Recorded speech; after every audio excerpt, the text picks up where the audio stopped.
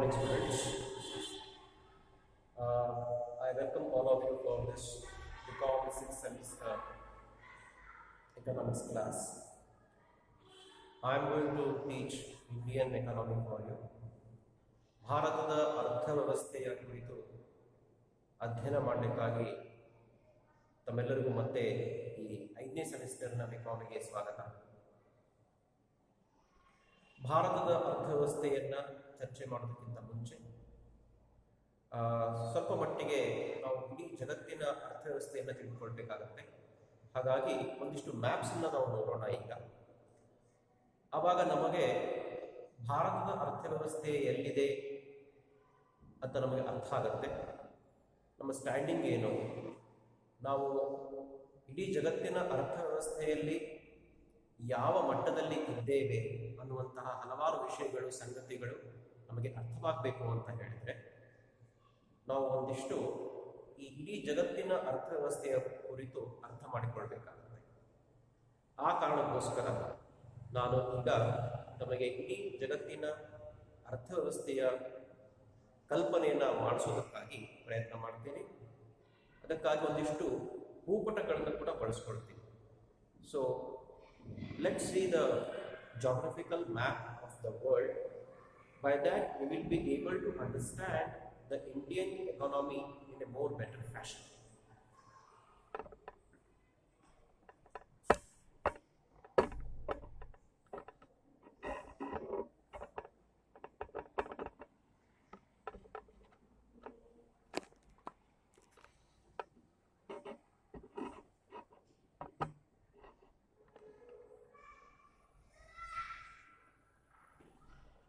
Friends, look here.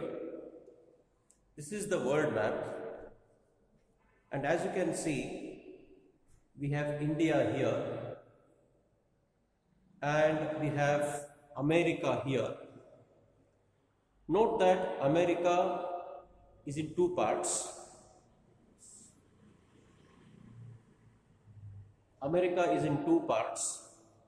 Here a part of America exists and here another part of America exists.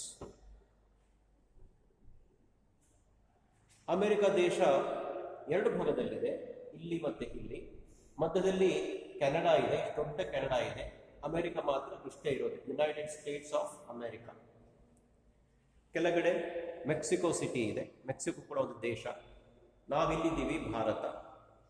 ಯಾಕೆ compare ಮಾಡ್ತಾ ಇದ್ದೀನಿ ಅಂತಂದರೆ, ಸಾಮಾನ್ಯವಾಗಿ developed countries ಅಥವಾ ಮುಂದುವರೆದ ದೇಶಗಳಲ್ಲಿ ಮುಂಚೂಣಿಯಲ್ಲಿ ಅಥವಾ ಅಗ್ರಗಣ್ಯ ರಾಷ್ಟ್ರವಾಗಿರುವಂತಹದ್ದು, ಆರ್ಥಿಕವಾಗಿ ಪ್ರಬಲವಾಗಿರುವಂತಹ ರಾಷ್ಟ್ರ ಅಂತ ಹೇಳಿದ್ರೆ ಅಮೆರಿಕ ಅಂತ ನಮಗೆ ಗೊತ್ತಿದೆ.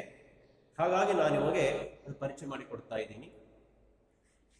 ನಮಗೆ ಗೊತ್ತಿರುವಂತೆ ಇಲ್ಲಿ 7 ಖಂಡಗಳಿವೆ. ಏಷ್ಯಾ ಎಲ್ಲಿ ಬರುತ್ತೆ? India, China, Mongolia, then part of this ರಷ್ಯಾದಲ್ಲಿ ಒಂದಿಷ್ಟು ಭಾಗ ಇಲ್ಲಿಂದ ಹೀಗೆ ತಗೊಂಡ್ರೆ ನಾವು ಇದು ಏಷ್ಯಾ ಬರುತ್ತೆ. ಇಲ್ಲಿವರೆಗೂ ಇರಾನ್, ಇರಾಕ್ ನಿಮಗೆ ಕಾಣ್ತಾ ಇದೆ.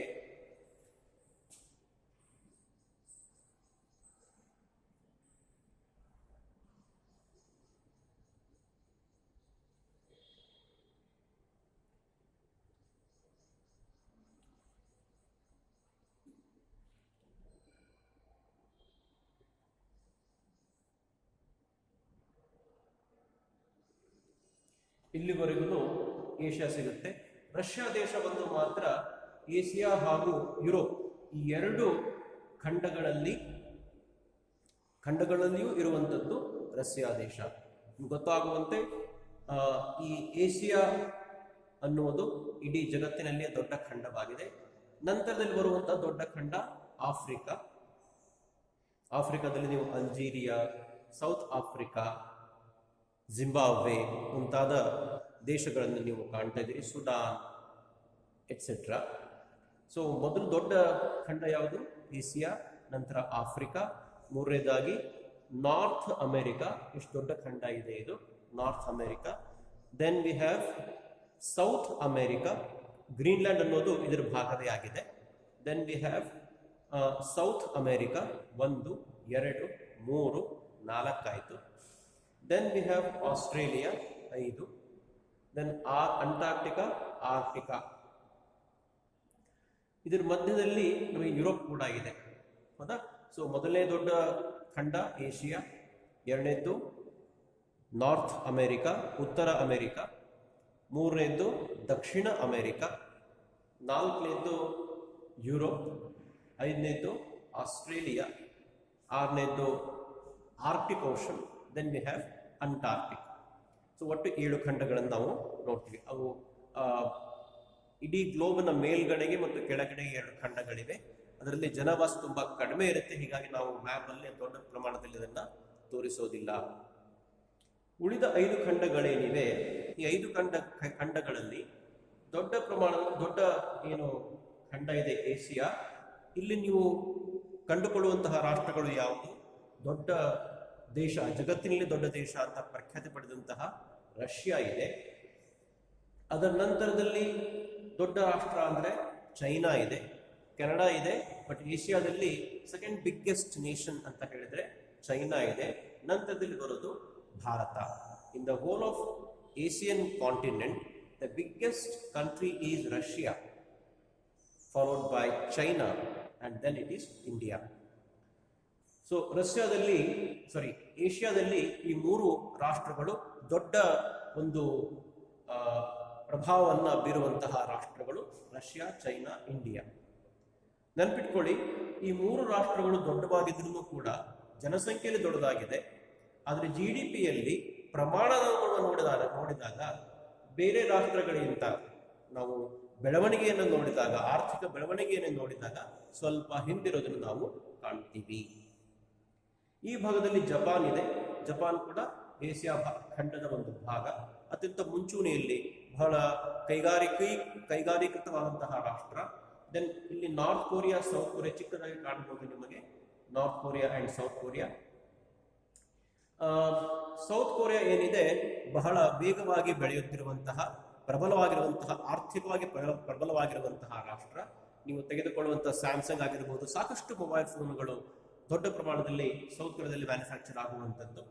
ಸೊ ತುಂಬಾ ಚಿಕ್ಕದಂತಹ ಸೌತ್ ಕೊರಿಯಾ ರಾಷ್ಟ್ರ, ಆದರೆ ಆರ್ಥಿಕವಾಗಿ ಬಹಳ ಮುಂಚೂಣಿಯಲ್ಲಿರುವಂತಹ ರಾಷ್ಟ್ರ. ಈ ಕಡೆಗೆ ನಾವೇನು ಕಾಣ್ತೀವಿ, Malaysia, then Philippines, Laos, Cambodia, ಈ ರೀತಿ ಸಾಕಷ್ಟು ಚಿಕ್ಕ ಚಿಕ್ಕ ರಾಷ್ಟ್ರಗಳನ್ನು ಕೂಡ ನಾವಿಲ್ಲಿ ಕಾಣ್ತಾ ಇದ್ದೀವಿ. ಸಿಂಗಾಪುರ್ ಕೂಡ ಇಲ್ಲೇನೆ ಬರುತ್ತೆ. ಸೊ ನಾವು ಭಾರತವನ್ನು ನೋಡೋದಾದ್ರೆ, ಭಾರತದ ಮೇಲ್ಗಡೆಗೆ ಚೈನಾ ಇದೆ, ಇಲ್ಲಿ ಚಿಕ್ಕದಂತಹ ನೇಪಾಳ ಕೂಡ ಕಾಣಿಸುತ್ತೆ, ಅದರ ಮೇಲ್ಗಡೆಗೆ ಚೈನಾ ಇದೆ. ಭಾರತದ ಬಲಗಡೆಗೆ ವೆಸ್ಟ್ ಬೆಂಗಾಲ್ ಇದೆ, ದೆನ್ ಥೈಲ್ಯಾಂಡ್, ಈ ಮೇಲ್ಗಡೆಗೆ ಲಾವೋಸ್ ಇದೆ, ಭೂತಾನ್ ಇದೆ, ದೆನ್ ಕೆಳಗಡೆ ಬಂದಂತೆ ಮಲೇಷಿಯಾ, ಇಂಡೋನೇಷಿಯಾ, ದೆನ್ ಫಿಲಿಪೀನ್ಸ್, ಇವೆಲ್ಲ ರಾಷ್ಟ್ರಗಳನ್ನು ನಾವಿಲ್ಲಿ ಕಾಣ್ತೀವಿ. ನಾವು ಹೀಗೇನೆ ಹೋದ್ರೆ ಇಲ್ಲಿ ನಮಗೆ ಜಪಾನ್ ಸಿಗುತ್ತೆ. Then North Korea, South Korea. North Korea ನಿಮಗೆ ನೆನಪಿರಬೇಕು, ಕಿಮ್ ಡಾಂಗ್ ಅಂತ ಒಬ್ಬ ಡಿಕ್ಟೇಟರ್ಶಿಪ್ ಇರುವಂತಹ, ಟಿರಾನಿಕಲ್ ಗವರ್ಮೆಂಟ್ ಇರುವಂತಹ ರಾಷ್ಟ್ರ ನಾವಿಲ್ಲಿ ಕಾಣ್ತೀವಿ. ಸೊ ಅದು ಕೂಡ ನಿಮಗೆ ರೀಸೆಂಟ್ ಆಗಿ ಪೇಪರ್ ಅಲ್ಲಿ ಓದಿದ್ರೆ ನಿಮಗೆ ನಾರ್ತ್ ಕೊರಿಯಾ ಬಗ್ಗೆ ಗೊತ್ತಿರುತ್ತೆ. ಭಾರತದ ಮೇಲ್ಗಡೆಗೆ ದೊಡ್ಡ ಚೈನಾ ಇದೆ ನೋಡಿ. ಭಾರತ ಮತ್ತು ಚೈನಾ ಕಂಪೇರ್ ಮಾಡಿ ನೋಡಿದಾಗ ಭಾರತದ 3 ಪಟ್ಟಿದೇನೋ ಅನಿಸುವಷ್ಟು ದೊಡ್ಡದಂತಹ ಚೈನಾ ದೇಶ ಇದೆ. ಅದರ ಮೇಲ್ಗಡೆಗೆ ಮಂಗೋಲಿಯಾ, ಅದರ ಮೇಲ್ಗಡೆಗೆ ರಷ್ಯಾ. ಭಾರತ ಮತ್ತು ರಷ್ಯಾ ಮಿತ್ರರಾಗಿದ್ದಾರೆ. 1950 ನಾವು ನೋಡಿದಾಗ, ಮುಂಚೆಯಿಂದಲೂ ನಮಗೆ ರಷ್ಯಾ ಸಾಕಷ್ಟು ಹೆಲ್ಪ್ ಮಾಡೋದನ್ನ ನಾವು ಕಾಣ್ತಾ ಇದ್ದೀವಿ. 1990 ವರೆಗೂ ನಮ್ಮಲ್ಲಿ ಸಮಾಜವಾದ ಧೋರಣೆ ಇತ್ತು, ರಷ್ಯಾದಲ್ಲಿ ಸಮಾಜವಾದ ಇತ್ತು. ಹೀಗಾಗಿ ರಷ್ಯಾ ಮತ್ತು ಭಾರತದಲ್ಲಿ ಒಂದೇ ರೀತಿಯಾದಂತಹ ಸರ್ಕಾರದ ವ್ಯವಸ್ಥೆಗಳು ಇದ್ದಿದ್ದರಿಂದಾಗಿ ಅವುಗಳ ಮಧ್ಯೆ ಸಾಕಷ್ಟು ಫ್ರೆಂಡ್ಶಿಪ್ ಇರೋದನ್ನು ನಾವು ಕಾಣ್ತೀವಿ. ಚೈನಾದಲ್ಲಿ ಕಮ್ಯುನಿಸಂ ಇದೆ, ಸಮಾಜವಾದ ಅಥವಾ ಸಮತಾವಾದ ಅಂತ ಕರಿತೀವಿ. ಅದು ಏನು ಅಂತ ನಾವು ಮುಂದಿನ ಕ್ಲಾಸಲ್ಲಿ ವಿಸ್ತೃತವಾಗಿ ಹೇಳ್ತೀನಿ. ಭಾರತದ ಈ ಭಾಗದಲ್ಲಿ ಪಾಕಿಸ್ತಾನ್ ನಾವು ನೋಡುವಂತೆ, ದೆನ್ ಅಲ್ಲಿ Afghanistan, then Kazakhstan, Tajikistan, Uzbekistan, ಹೀಗೆ ಬಂದ್ರೆ ಇರಾನ್, ಇರಾಕ್ ಹಾಗೂ ಮಧ್ಯ ಪ್ರಾಚ್ಯ ಏಷ್ಯಾ ಅಂತ ಕರಿತೀವಿ, ಮಿಡಲ್ ಈಸ್ಟರ್ನ್ ಏಷಿಯನ್ ಕಂಟ್ರೀಸ್ ಅಂತ ಕರಿತೀವಿ. ಅಂದರೆ oil, petrol and oil products ಇರುವಂತಹ ರಾಷ್ಟ್ರಗಳೆಲ್ಲವೂ ನಮಗೆ ಇಲ್ಲಿ ಕಾಣಸಿಗುತ್ತವೆ. Yemen, then UAE, United Arab Emirates, Kuwait. So all these nations are found in the left side of us. to the India, Gujarat ಇಂದ ಹಾಗೆ ಮೇಲ್ಗಡೆ ಹೋದ್ರೆ ನಮಗೆಲ್ಲ ಸಿಗುವಂತಹ ರಾಷ್ಟ್ರಗಳು. ಇವೆಲ್ಲವೂ ಕೂಡ ಏಷ್ಯಾ ಖಂಡದ ಭಾಗವೇ ಆಗಿವೆ. ಇಲ್ಲಿಂದ ನಾವು ಹೀಗೇನೆ ಟರ್ಕಿ, ನೀವು ನೆನಪಿರಬೇಕು, ಟರ್ಕಿ ಅನ್ನೋ ರಾಷ್ಟ್ರ ಏನಿದೆ ಅದು ಒಂಥರ ಗೇಟ್ ಅಂತ ಕರಿತೀವಿ ನಾವು. It's called as A gateway. Gateway ಯಾಕೆ ಅಂದ್ರೆ ಇದೆಲ್ಲವೂ ಯುರೋಪ್ ರಾಷ್ಟ್ರಗಳು. ಯುರೋಪ್ನಲ್ಲಿ ಏನ್ ಬರುತ್ತೆ, ಯಾವ ರಾಷ್ಟ್ರಗಳಿವೆ? ನಾನು ನಿಮಗೆ ಒಂದಿಷ್ಟು ವಿದೇಶಿ ರಾಷ್ಟ್ರಗಳ ಅತ್ಯಂತ ಆರ್ಥಿಕವಾಗಿ ಪ್ರಬಲವಾಗಿರುವಂತಹ ಫಾರಿನ್ ಕಂಟ್ರೀಸ್ ಹೆಸರು ಹೇಳ್ರಿ ಅಂತ ಹೇಳಿದ್ರೆ ನಿಮ್ಮ ಬಾಯಲ್ಲಿ ಬರುವಂತಹ ಸಾಕಷ್ಟು ರಾಷ್ಟ್ರಗಳ ಹೆಸರು ಅವೆಲ್ಲವೂ ಇಲ್ಲೇ ಸಿಗುತ್ತೆ ನಮಗೆ. ಉದಾಹರಣೆಗೆ ಯುನೈಟೆಡ್ ಕಿಂಗ್ಡಮ್, ನಮ್ಮ ಬ್ರಿಟಿಷರನ್ನ ಆಳ್ವಿಕೆ ಮಾಡಿದ್ರಲ್ಲ ಆ ಬ್ರಿಟನ್ ದೇಶ ಇಲ್ಲೇ ಇದೆ. Then you have France, then we have France, Spain, Italy, Poland, Portugal, Greece, Sweden, Finland, Norway, Germany, Austria. ಈ ಎಲ್ಲ ದೇಶಗಳು ಇಲ್ಲೇನೆ ಇರೋದು. ಈ ಎಲ್ಲ ದೇಶಗಳು ಅಂದ್ರೆ ಡಚ್ಚರು, ಫ್ರೆಂಚರು, ಬ್ರಿಟಿಷರು ಭಾರತಕ್ಕೆ ಬಂದು ನಮ್ಮ ದೇಶವನ್ನು ವಸಾಹತು ಮಾಡಿಕೊಂಡ್ರು ಅನ್ನೋದನ್ನ ನಾವು ಕೇಳ್ತಾ ಇರ್ತೀವಲ್ಲ. ಸೊ ಅವ್ರು ಹೇಗ್ ಬಂದ್ರು? ಇಲ್ಲಿಂದ ಟರ್ಕಿ ಮೂಲಕ ಹಾಯ್ದು ಭಾರತಕ್ಕೆ ಬಂದ್ರು. ಸೊ ಹಾಗಾಗಿ ಟರ್ಕಿ ಅನ್ನೋದು ಬಹಳ ಮುಖ್ಯವಾದಂತಹ ರಾಷ್ಟ್ರ. ಅವರು ಅಲ್ಲಿ ಬಿಟ್ಕೊಡ್ಲಿಲ್ಲ ಅಂತ ಹೇಳಿದ್ರೆ ಅವ್ರಿಗೆ ಒಳಗಡೆ ಬರ್ಲಿಕ್ಕೆ ಆಗ್ತಿರ್ಲಿಲ್ಲ. ಹಾಗಾಗಿ ಮೊದಲು ಅವ್ರು ಏನ್ ಮಾಡಿದ್ರು, ಟರ್ಕಿ ದೇಶ ವಶಪಡಿಸಿಕೊಂಡ್ರು, ಆ ನಂತರ ಭಾರತಕ್ಕೆ ಬಂದ್ರು. ಸೊ ಈ ರೀತಿಯಾಗಿ ನಾವು ಲ್ಯಾಂಡ್ ವೇ ಮೂಲಕ ಕೂಡ ಯುರೋಪ್ ತಲುಪಬಹುದು. ಯುರೋಪ್ನವರು ಇನ್ನೊಂದು ರೀತಿಯಲ್ಲಿ ಕೊಲಂಬಸ್ ಏನ್ ಮಾಡಿದ್ರು, ಈ ರೀತಿಯಾಗಿ ಹೀಗೆ ಶಿಪ್ ಮೂಲಕ ಹಾಯ್ದು Cape of Good Hope African ಬಳಸಿಕೊಂಡು ಆಫ್ರಿಕಾನ ಸುತ್ತ ಹಾಕೊಂಡು ಬಂದು ಇಲ್ಲೇ ಕ್ಯಾಲಿಕಟ್ ಅಥವಾ ಕೇರಳ, ವಾಸ್ಕೋ ಡ ಗಾಮಾ ಅವರು ಹೀಗೆ ಬಂದರು. ಕೊಲಂಬಸ್ ಇಲ್ಲೇ ಬಂದು ಮತ್ತೆ ವಾಪಸ್ ಆಗಿದ್ದು ನಾವು ಕಾಣ್ತೀವಿ. ಅವ್ರು ಹೀಗೆ ಬಂದು ಮತ್ತೆ ವಾಪಸ್ ಹೋದ್ರು. ಬಾರ್ತೊಲೊಮಿಯೋ ಡಯಸ್ ಅವ್ರು ಏನ್ ಮಾಡಿದ್ರು, ಇಲ್ಲಿ ಬಂದ್ರೆ ಭಾರತ ಸಿಗುತ್ತೆ ಅಂತ ಹೇಳಿ ಹೋಗಿದ್ರು.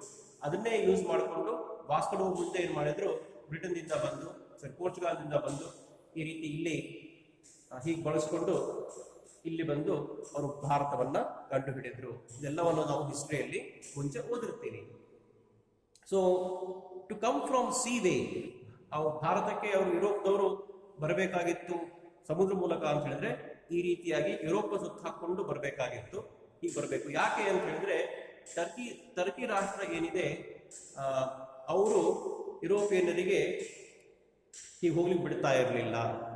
ಸುಂಕವನ್ನ ಕಟ್ಟಬೇಕು ಅಂತ ಹೇಳ್ತಾ ಇದ್ರು. ಹೀಗಾಗಿ ಯುರೋಪ್ನವ್ರು ಏನಾದ್ರೂ ಭಾರತಕ್ಕೆ ಬರಬೇಕು ಅಂತ ಹೇಳಿದ್ರೆ ಅವರು ಸುತ್ತ ಹಾಕೊಂಡು ಬರಬೇಕಾಗಿತ್ತು. ಯಾಕೆ ಬರಬೇಕಾಗಿತ್ತು ನಿಮ್ಮೆಲ್ಲರಿಗೂ ಗೊತ್ತಿದೆ. ಈಗ ಅಮೆರಿಕ ದೇಶ ಹೇಗೆ ಮುಂಚೂಣಿಯಲ್ಲಿದೆಯೋ ಅರ್ಥವ್ಯವಸ್ಥೆಯಲ್ಲಿ, ಜಾಗತಿಕ ಅರ್ಥವ್ಯವಸ್ಥೆಯಲ್ಲಿ America is called as the leader ಅಂತ ಹೇಗೆ ನಾವು ಕರಿತೀವೋ, ಅದೇ ರೀತಿ ಭಾರತ, ಚೈನಾ ಹಾಗೂ ಕೆಲವೊಂದಿಷ್ಟು ಪೂರ್ವ ರಾಷ್ಟ್ರಗಳೇನಿದೆ, ಮುಖ್ಯವಾಗಿ ಭಾರತ ಮತ್ತು ಚೈನಾ, ಈ ಎರಡು ರಾಷ್ಟ್ರಗಳು ಹಿಂದಿನ ಕಾಲದಲ್ಲಿ ಆರ್ಥಿಕವಾಗಿ ಮುಂಚೂಣಿಯಲ್ಲಿದ್ದಂತಹ ರಾಷ್ಟ್ರಗಳು. ಇವೆಲ್ಲವೂ ಅಮೆರಿಕಾದಿಯಾಗಿ ಹಿಡ್ಕೊಂಡು ಐರೋಪ್ಯ ಒಕ್ಕೂಟದ ಎಲ್ಲ ರಾಷ್ಟ್ರಗಳು ಕೂಡ ಜಾಗತಿಕ ಮಟ್ಟದಲ್ಲಿ ಆರ್ಥಿಕವಾಗಿ ಹಿಂದುಳಿದಂತಹ ರಾಷ್ಟ್ರಗಳು. ಯಾವಾಗ ಭಾರತ ಅಂದ್ರೆ ಅವರು 16ನೇ ಶತಮಾನಕ್ಕಿಂತ ಮುಂಚೆಯಿಂದ ನಾವು ನೋಡ್ತಾ ಇದ್ದೀವಿ, ಭಾರತ ಆರ್ಥಿಕವಾಗಿ ಬಹಳಷ್ಟು ಪ್ರಬಲವಾದಂತಹ ರಾಷ್ಟ್ರ, ವಜ್ರ ವೈಡೂರ್ಯಗಳು ದೊಡ್ಡ ಪ್ರಮಾಣದಲ್ಲಿ ಸಿಗುವಂತಹ ರಾಷ್ಟ್ರ ಅಂತಲೇ ಪ್ರಖ್ಯಾತಿಯನ್ನ ಪಡೆದಂತಹ ರಾಷ್ಟ್ರವಾಗಿತ್ತು. ಹಾಗಾಗಿ ಈ ಎಲ್ಲ ದೇಶಗಳು ಭಾರತಕ್ಕೆ ಬರಬೇಕು ಅಂತ ಬಹಳಷ್ಟು ದಿನದಿಂದ ಪ್ರಯತ್ನ ಮಾಡ್ತಾ ಕಾಣ್ತೀವಿ. ಸರಿ, ಸೊ ಹಾಗಾಗಿ ಇಲ್ಲಿ ಇಂಡಿಯಾ ಇದೆ, ಇಲ್ಲಿ ಯುರೋಪ್ ಇದೆ. What about this is Africa. Africa ಅನ್ನೋದು ನಾವು ಡಾರ್ಕ್ ಕಾಂಟಿನೆಂಟ್ ಅಂತ ಕರಿತೀವಿ, ಅಂದ್ರೆ ಕಪ್ಪು ಖಂಡ ಅಂತ ಕರಿತೀವಿ. ಏನ್ ಕಾರಣ ಇಷ್ಟೇನೆ, ಇಲ್ಲಿ ಈ ಭಾಗದಲ್ಲಿ ದೊಡ್ಡ ಪ್ರಮಾಣದ ಡೆಸರ್ಟ್ ಇದೆ, ಮರುಭೂಮಿ ಇದೆ, ಸಹಾರಾ ಅಂತ ಕರಿತೀವಿ. ಸಹಾರಾ ಮರುಭೂಮಿ ಈ ಆಫ್ರಿಕಾ ದೇಶದ ದೊಡ್ಡ ಭಾಗವನ್ನ ಆಕ್ರಮಿಸಿದೆ. ಹಾಗಾಗಿ ಇಲ್ಲಿ ಹೆಚ್ಚು ಉತ್ಪಾದನೆಗೆ ಅವಕಾಶ ಇರಲಿಲ್ಲ. ಹಾಗಾಗಿ ಎಲ್ಲ ರಾಷ್ಟ್ರಗಳು ಇಲ್ಲಿ ಬರಲೇ ಇಲ್ಲ, ಸುತ್ತಾಕೊಂಡು ಬಳಸಿಕೊಂಡು ಭಾರತಕ್ಕೆ ಬರಲಿಕ್ಕೆ ಪ್ರಯತ್ನ ಮಾಡ್ತಾ ಇದ್ದುದನ್ನು ನಾವು ತಿಳ್ಕೊಳ್ಬೇಕು. ಮತ್ತು ಬಹಳಷ್ಟು ದಿನಗಳವರೆಗೆ ಈ ಆಫ್ರಿಕಾ ದೇಶದಲ್ಲಿ ಹೆಚ್ಚು ಪ್ರಮಾಣದ ಪ್ರಗತಿಯೂ ಕೂಡ ಆಗಿರಲಿಲ್ಲ, ಇನ್ನೂ ಆಗ್ತಾ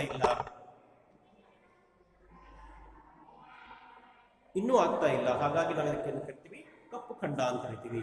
ಈಗಲೂ ಕೂಡ ನೈಜೀರಿಯಾ ಆಗಲಿ ಅಥವಾ Sudan, then you have South Africa, Uganda, ಈ ಎಲ್ಲ ದೇಶಗಳನ್ನು ನಾವು ನೋಡಿದ್ರೆ ನಮಗೆ ಗೊತ್ತಿದೆ ಇವೆಲ್ಲ ಅತ್ಯಂತ ಹಿಂದುಳಿದ ರಾಷ್ಟ್ರಗಳು, ಆರ್ಥಿಕವಾಗಿ ಅತ್ಯಂತ ಹಿಂದುಳಿದ ರಾಷ್ಟ್ರಗಳು ಅಂತ ನಮಗೆ ಅರ್ಥವಾಗುತ್ತೆ. ಹಾಗಾಗಿ ನಾವು ಈ ರಾಷ್ಟ್ರಗಳನ್ನ ನಾವು ನೋಡಿದಾಗ ಅಥವಾ ಈ ಒಂದು ಆಫ್ರಿಕಾ ಖಂಡವನ್ನು ನಾವು ನೋಡಿದಾಗ ತಿಳಿಯುವಂತ ಸಂಗತಿ ಏನು ಅಂತ ಹೇಳಿದ್ರೆ, ಇಡೀ ಈ ಖಂಡ ಏನಿದೆ ಅದು ಜಗತ್ತಿನಲ್ಲಿಯೇ ಏಷ್ಯಾ ನಂತರದಲ್ಲಿ ದೊಡ್ಡ ಖಂಡವಾಗಿದ್ರು ಆರ್ಥಿಕವಾಗಿ ಹಿಂದುಳಿದಂತಹ ಖಂಡವಾಗಿದೆ. ಇನ್ನೊಂದು ವಿಷಯ ತಿಳಿಸ್ಕೊಡ್ತೀನಿ. ಈಗ ಅಂದ್ರೆ ಮುಂಚೆ ಚೈನಾ ಮತ್ತು ಭಾರತ ಆದಿಯಾಗಿ ಏಷ್ಯಾದಲ್ಲಿರುವಂತಹ ಬಹಳಷ್ಟು ರಾಷ್ಟ್ರಗಳು ಮುಂದುವರೆದ ರಾಷ್ಟ್ರಗಳಾಗಿದ್ದವು. ಆದರೆ ಈಗ ಈ ಎಲ್ಲ ರಾಷ್ಟ್ರಗಳು ಹಿಂದುಳಿದ ರಾಷ್ಟ್ರಗಳ ಸಾಲಿಗೆ ಸೇರ್ತಾ ಇರೋದನ್ನ ನಾವು ತಿಳ್ಕೊಳ್ಬೇಕು. ಈಗೇನಾಗಿದೆ, ಶಿಫ್ಟ್ ಆಗಿದೆ. ಏನ್ ಶಿಫ್ಟ್ ಆಗಿದೆ? ಆರ್ಥಿಕವಾಗಿ ಪ್ರಬಲವಾಗಿರುವ ರಾಷ್ಟ್ರಗಳು ಅಂತ ಪಟ್ಟಿಯನ್ನು ಮಾಡಿದ್ರೆ ನಾವು ಮುಂಚೆ ಇಂಡಿಯಾ ಚೈನಾ ಬರ್ತಾ ಇತ್ತಲ್ಲ, ಈಗ ನಮಗೇನಾಗಿದೆ, ಫ್ರಾನ್ಸ್,